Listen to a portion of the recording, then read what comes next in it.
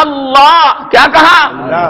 جیب مل گئی اوپر کے تالو سے، اوپر کا تالو مل گیا جیب سے، بول کے دیکھو اللہ، ادھر بھی جوڑ، محمد میں بھی جوڑ ہے، اللہ میں بھی جوڑ اور محمد میں بھی جوڑ۔ اس کے بعد اللہ نے اس کے ساتھ جو انتقام لیا کہ اتنا پیارا کام کرنے والا یہ نبی پیغمبر اور اپنے ہی آدمی سگا چچا مار رہا ہے۔ ہاں ہاں ایسا ہی ہوتا ہے۔ الاقارب کالاقارب، رشتہ دار بچھو ہوتے ہیں۔ کیا؟ برا مت مانیے گا، بتا رہا ہوں میں آپ کو، رشتہ دار بچھو ہوتے ہیں۔ جتنا قریب کا آپ کا رشتہ دار ہے اتنا ہی آپ کے ساتھ دشمنی کرے گا۔ یہ اہل عرب بولتے تھے الاقارب کالاقارب، اقارب اقربن کی جمع بچھو کو کہتے ہیں۔ لیکن ابو بکر صدیق رضی اللہ تعالی عنہ نے کمال ہی کر کے دکھا دیا، جتنے قریب رہے اتنے مصطفیٰ کے وسیلے سے ان کے درجات بڑھتے رہے اور محمد کی تعظیم بھی بہت کرنے لگے۔ یار حضرت علی سے محمد مصطفیٰ صلی اللہ علیہ وسلم آپ کا بوجھ برداشت نہیں ہو سکا۔ علی بیٹھ جاؤ، میں تمہارے کندھے پر کھڑے ہو کر یہ خانہ کعبہ کے بت گرانا چاہتا ہوں۔ اب جیسے ہی محمد صلی اللہ علیہ وسلم نے حضرت علی کے کندھے پر مبارک قدم رکھا، علی کی تو چیخیں نکل گئیں کہ میری تو ہڈی ہڈی ٹوٹی جا رہی، اتریے جلدی اتریے، میرے کندھے پہ سے جلدی اتریے، میری ہڈی ہڈی ٹوٹی جا رہی ہے۔ ہاں ہاں، سرور کونین، بے چین دلوں کے چین، جن کا نام ہے یاسین، طٰہٰ، مزمل، مدثر، ان کے اندر ایک تو جسمانی بوجھ، بھائی جنت کے 40 مردوں کی طاقت، جنت کے میاں علی کیسے برداشت کر لیتے؟ توجہ چاہوں گا، جنت کے 40 مردوں کی طاقت اور جنت کا ایک مرد دنیا کے 100 مردوں کے برابر، دنیا کے، تو بتاؤ کتنے ہو گئے؟ 4000 آدمیوں کی طاقت علی کا کندھا کیسے برداشت کر سکتا تھا؟ پھر جسمانی طاقت، جسمانی بوجھ، اور جسمانی بوجھ کے علاوہ نبوت کا بوجھ، رسالت کا بوجھ، قرآن کا بوجھ، اللہ کی محبوبیت کا بوجھ، اِنَّا سَنُلْقِي عَلَيْكَ قَوْلًا ثَقِيلًا، یہ بوجھ حضرت علی کے کندھے سے میرے سچے آقا صلی اللہ علیہ وسلم فوراً اتر گئے۔ فرمایا کہ میں بیٹھتا ہوں علی، تم چڑھو میرے کندھے پر، میں تمہارا بوجھ برداشت کر لوں گا، کوئی بات نہیں۔ اب ہجرت کے سفر میں آپ دیکھیے کہ محمد الرسول اللہ صلی اللہ علیہ وسلم جب چلتے چلتے پیر لہو لہان ہو گئے تو ابو بکر تو عاشق تھے، کیا تھے؟ عارف بھی تھے، عالم بھی تھے، محدث بھی تھے، مفسر بھی تھے، صدیق بھی تھے، صادق بھی تھے۔ انہوں نے فرمایا کہ یا رسول اللہ آپ کے پیر لہو لہان ہو گئے، چلتے چلتے چھالے پڑ گئے، یہ پہاڑی راستہ ہے، مکے سے مدینے جا رہے ہیں، یا رسول اللہ پہاڑ کی چڑھائی ہے، آپ ابو بکر کے کندھے پر چڑھ جائیے۔ رسول اللہ صلی اللہ علیہ وسلم ابو بکر کے کندھے پر سوار ہو گئے اور ابو بکر چڑھائی پر حضور کو لے کر چڑھ گئے۔ یہ فرق ہے ابو بکر میں اور علی میں، یہ فرق ہے۔ اور وہ کہاں سے طاقت آ گئی؟ وہ تو ہڈیوں کا ڈھانچہ تھے، ابو بکر موٹے نہیں تھے۔ تو فرمایا کہ میاں اتنے پیارے نبی کو تم نے پتھر مارے، خود بھی ہلاک ہو گیا، اس کے دونوں ہاتھ ٹوٹ گئے۔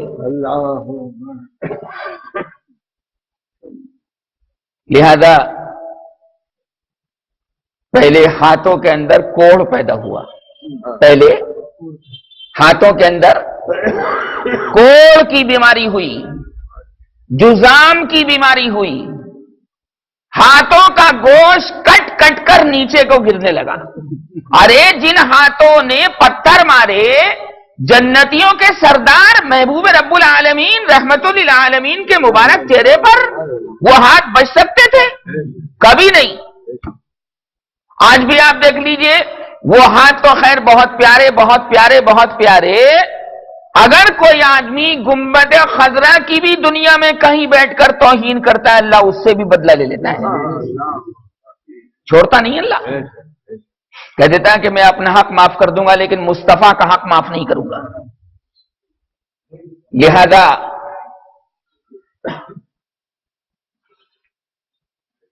پہلے ہاتھوں کے اندر کوڑ کی بیماری ہوئی، اور جناب پھر یہ کوڑ کی بیماری پھیلتے پھیلتے پورے جسم کے اندر پھیل گئی، پورے جسم میں پھیل گئی۔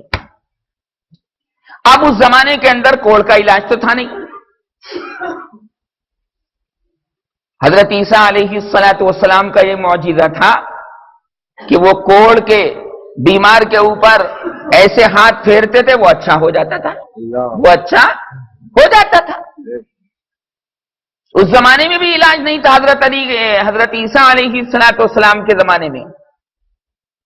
چنانچہ گھر والوں نے کہا کہ ابو لہب کو محمد کی سزا مل رہی ہے، محمد کی سزا مل رہی ہے، اور یہ چھوت چھات کی بیماری ہے، لہذا ہم ابو لہب کے ساتھ نہ تو کھانا کھائیں گے، نہ دودھ پیئیں گے، نہ ناشتہ کریں گے، کچھ نہیں۔ گھر والوں کا مشورہ ہوا کہ اس کو ایک کوٹری کے اندر الگ بند کر دو، الگ بند کر دیا، وہیں پیشاب وہیں پاخانہ، کیسا سڑا دیکھو کیسا۔ ارے آپ اگر استنجا کرتے تو بہہ کر چلا جاتا ہے، وہاں انہوں نے کہاں یہ چیزیں بنائی تھی، کوٹری کے اندر بند کر دیا، وہیں پیشاب کر رہا ہے، وہیں پاخانہ کر رہا ہے، وہیں نمبر 1 اور وہیں نمبر 2۔ اور جناب نہ نہانا نہ دھونا، کوئی کمرے میں کوئی غسل خانہ بنا ہوا تھا وہاں پر، کپڑے میلے ہو گئے، گھر والوں نے کوئی توجہ نہ کی۔ ہاں اللہ تبارک و تعالی محمد صلی اللہ علیہ وسلم کی طرف سے بدلہ لے رہا ہے۔ یاد رکھو مسلمانوں، ایک دن کے پتھے ہوئے ایک دن نہیں جلا کرتے۔ کیوں بھائی؟ ایک دن کے پتھے ہوئے ایک دن نہیں جلا کرتے۔ اللہ پر چھوڑو، کچکچا کر رہ جاؤ، اللہ خود بدلہ لینے والا ہے، اپنے چاہنے والوں کو وہ نامراد نہیں کرتا۔ آج نہ صحیح کل نہ صحیح پرسوں نہ صحیح ترسوں نہ صحیح نرسوں، بدلہ لے گا، چھوڑ دو اس کے اوپر۔ چنانچہ کھانے پینے کا انتظام، باہر سے کنڈی لگا دی، اوپر سے چھت میں سوراخ کر دیا، اوپر سے چھت میں سوراخ کر دیا، اور وہاں سے جناب ناشتہ، دوپہر کا کھانا، رات کا کھانا وہیں سے چھت کے سوراخ میں سے رسی کے ذریعے نیچے کو لٹکا دیتے تھے، یہ کھا لیا کرتا تھا اور اسی رسی کے اندر یہ برتن رکھ دیا کرتا تھا۔ یہ مار ہے کس کی؟ سرکار دو عالم صلی اللہ علیہ وسلم کی۔ مرض کا آغاز یہاں سے ہوا، ہاتھوں سے کوڑ پن یہاں سے پیدا ہوا، پھر پورے جسم میں پھیل گیا، اس لیے فرمایا ابو لہب کے دونوں ہاتھ ٹوٹ جائیں اور وہ خود بھی مارا جائے۔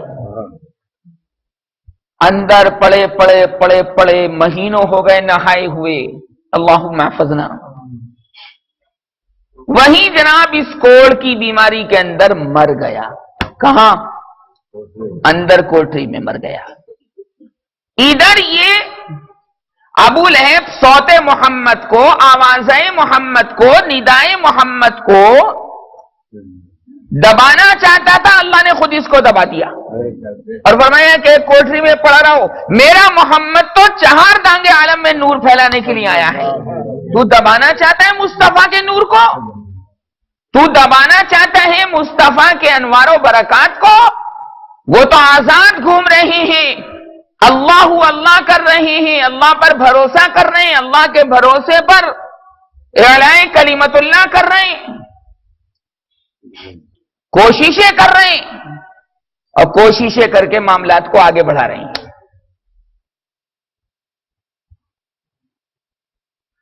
حضور اکرم صلی اللہ علیہ وسلم نے ایک مرتبہ اس سے فرمایا کہ دیکھ، یہ جو تو تجارت میں لگا ہوا ہے چچا،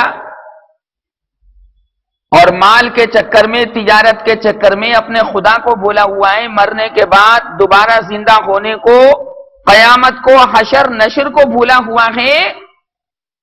دیکھ، ہوش میں آ جا، ایک وقت آئے گا کہ تو جائے گا، اور جانے کے بعد پھر عالم برزخ کے اندر رہے گا، قبر میں رہے گا، اور اس کے بعد پھر دوبارہ اللہ زندہ کرے گا حساب کتاب کے لیے۔ تو یوں کہنے لگا ٹھٹا اڑاتے ہوئے، یوں کہنے لگا مذاق اڑاتے ہوئے، یوں کہنے لگا استہزاء کرتے ہوئے کہ اللہ کو مال دے کر، رشوت دے کر چھٹ جاؤں گا۔ توبہ توبہ، نعوذ باللہ، میرے پاس بہت مال ہے، بہت مال ہے، بہت مال ہے، اللہ کو پھینک دوں گا، کچھ درہم کچھ دینار، اور رشوت دے کر چھٹ جاؤں گا۔ اللہ تبارک و تعالی نے ارشاد فرما دیا کہ اگر زمین، پوری زمین کے برابر بھی اگر کوئی سونا ہماری بارگاہ میں پیش کرے، گولڈ، ہم تب بھی قبول نہیں کریں گے۔ اب اس سونے کو تو ہم نے پیدا کیا یار، ہم کوئی لالچی ہیں اس کے؟ ارے کوئی اللہ لالچی ہے سونے کا، چاندی کا، روٹی کا، روزی کا؟ وہ تو ساری چیزوں کا خالق اور مالک ہے، کریٹر وہی ہے۔ لہذا اللہ تبارک و تعالی نے کلیئر فرما دیا کہ اگر زمین کے بھراؤ کے برابر بھی یہ سونا پیش کریں گے، فَلَن يُقْبَلَ مِنْ، ان کی طرف سے ہرگز قبول نہیں کیا جائے گا۔ تو یہ تو بات یوں کٹ گئی۔ تبھی اللہ نے فرمایا ما اغنا عنہ مالہ وما کسب، کہ اس کا مال بھی اس کے کام نہیں آئے گا، اور اس کی کمائی بھی اس کے کام کچھ نہیں آئے گی۔ لیکن ایک کام بہت اچھا کیا تھا اس نے، نبی کریم صلی اللہ علیہ وسلم تو محنت فرمائی رہے تھے، مجاہدات فرما رہے تھے، مشقتیں فرما رہے تھے، وہ حقیقت تک پہنچ چکے تھے۔ کون؟ مصطفیٰ صلی اللہ علیہ وسلم۔ میاں اگر وہ حقیقت تک نہ پہنچیں گے تو کون پہنچے گا؟ ان کو تو مجاہدہ کرنے کی ضرورت بھی نہیں تھی، ساری حقیقت اللہ نے آشکار کر دی تھی، آیا کر دی تھی۔ فَإِذَا فَرَغْتَ فَانصَبْ وَإِلَىٰ رَبِّكَ فَارْغَب، جب آپ اپنے